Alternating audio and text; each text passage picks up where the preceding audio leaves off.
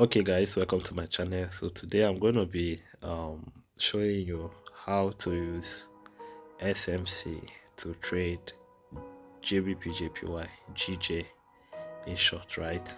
So basically a lot of people are trading SMC, so I said let me use this and analyze this market, and you can see how simple it is to use SMC to trade GJ, right? So basically I'm going to show you how I got this last trade here yesterday, right? So it was actually a 4 hour trade. So let's dive in now. You know how I always go. This is my 4 hours time frame, which is very, very important time frame to me.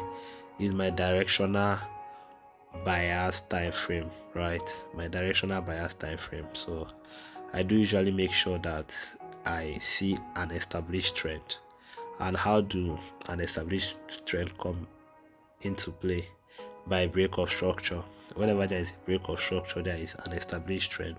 Now in the 4 hours, you can see that this is the last swing that happened in the market, the last swing, and there was a break of structure here.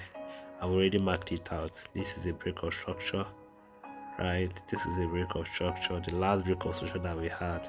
Now this is signifying that price is going to buy up, right? Since we've already known this and we have this at the back of our mind in the 4 hours time frame, so we are going to now start looking for an uptrend.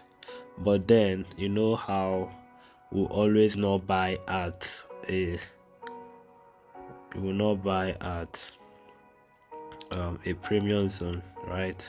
We always wait for a discount zone to buy and continue buying, right, till there is another break of structure. So price came down to the discount zone. Now we start looking for entries to buy, right? So we now go down to the 15-minute time frame. Go down to the 15-minute time frame. That is my entry or structure time frame. This thing is pretty easy to do and to navigate. Now I already sold from here, knowing hopefully where the price is going to tap into the discount zone, right, and start selling up to the premium. So price already tapped into the discount zone. Now I identified my break of structure. Now where is the last swing that happened in the market? Now we have this last swing here that happened in the market. This last swing that happened, right? And this is called what? A change of character. The last swing is identified as a change of character. A change of character. Yeah, so it's identified as a change of character. Now since we already identified that we are bullish on the 15-minute time frame and the 4 hours time frame has already aligned that we are bullish, now we now wait for breakout structures and we now start looking for entries. Now this is the break of structure, a break of structure, a break of structure. Now there's one thing you have to understand, and this is very, very important. When you are buying on a particular direction from the 4 hours time frame, there are high tendencies that price might as well come and have a substructure, because what you are trading already is a substructure on the 4 hours time frame, right?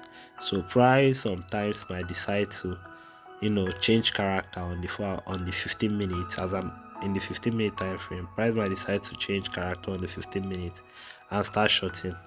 But this is a clear warning from me to you that you don't start shorting while you know that the 4 hours is bullish, right?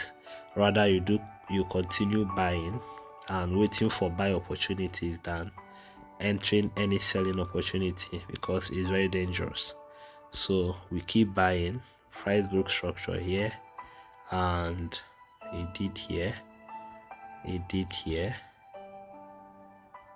Now these are opportunities that people have certain entry models they use to navigate the market and enter the market. I wasn't live when this market hit this particular order block. I would have entered and rode it to this last target, this TP here, right? But I wasn't live. Now this is where I saw the market and I said okay, let me look for an entry. Now we can see that price gave us what is called a flip zone model, right, whereby this is still an SMC concept. So price gave us a flip zone model and it was very clear and simple. Now price had a supply here, particular supply here, right, that this price coming up reacted to. You can see that this last price here reacted to it and broke structure, right? So this is what a flip zone is. A flip zone can be considered as a reaction to a supply or a demand zone, then breaking structure afterwards. Now this is the reaction. Price reacted and broke structure, right? So this is termed a flip zone. This supply had a reaction from this particular swing, right? An internal swing from the whole of this leg, an internal swing, while coming up to break the structure. It came up and it would break the structure. But then you have to understand also that price has to sweep or break. It has to break a swing to make this a supply zone, right? So as price broke this swing, it made this particular zone a supply zone. Now price had to react to it and break structure. Now this is where the thing gets funny, right? Now I'm not looking for entry since I know that this place is a flip zone, and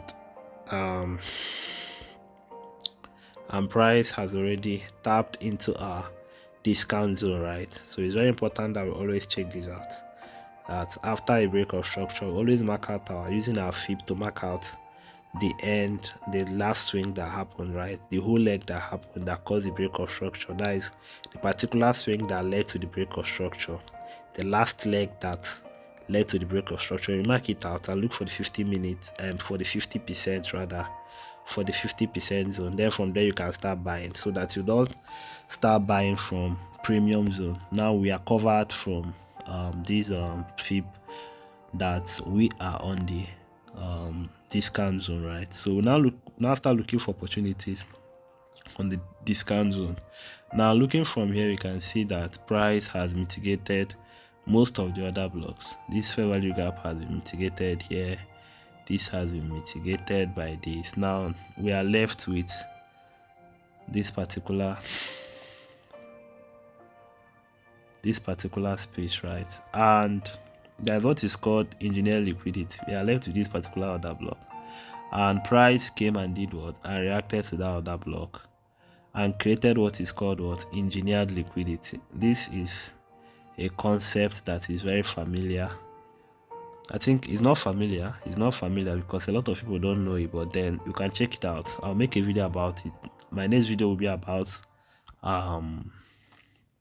engineered. In fact, if you want me to make a video about engineered liquidity, you can drop a comment section, drop on the comments, write engineered liquidity, so that whenever I see it, I see people's reaction, I can say okay, maybe I'll remember and make a video about it. So this is what is called engineered liquidity, whereby price comes and reacts with certain POI and goes and traps buyers, because a lot of buyers will be here trying to continue buying this market, right? But price will trap them and break them, right? It will take them out then and still continue with the original POI, right? Now the reason I took my trade from this particular zone was that there was a support here and there is an unmitigated wick. Remember, unmitigated wick can also serve as a what, as a POI. Now this is an unmitigated wick. Yeah, you can see. Let me remove this. Yeah, this is an unmitigated wick. It's still free, so price will usually come here and tap it. But now it's not every unmitigated wick that I use. I always look the ones that have a support by the side, or a demand by the side, or a resistance by the side rather. So this is a support by the side, making it very, very valid for me to get my entry from this particular invalid unmitigated wick, right? Remember, an unmitigated wick is a POI.